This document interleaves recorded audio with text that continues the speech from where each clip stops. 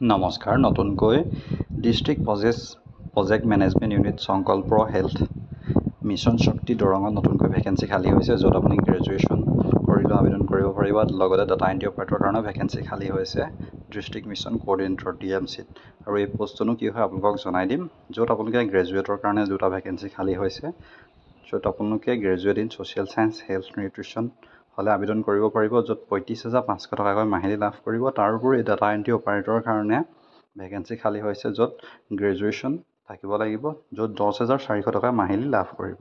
আৰু ইয়াৰ কাৰণে বয়সৰ সীমা আপুনি 21 বছৰৰ পৰা 40 বছৰলৈকে আবেদন কৰিব পাৰিব।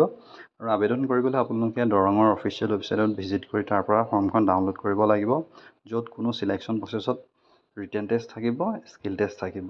আৰু ইয়াৰ কাৰণে আবেদন কৰিব লাগিব আপুনি 25 জুলাইৰ ভিতৰত। আৰু আপোনালোকে যিখন ষ্টেণ্ডাৰ্ড ফৰ্মখন ডাউনলোড কৰি আপুনি পঠাব লাগিব to the district social welfare office, Mangaldoi, 25 July আগত। চ' ইমানেই আছিলে ভিডিঅ'টো। ভাল পালে লাইক কৰিব, শ্বেয়াৰ কৰিব। ধন্যবাদ।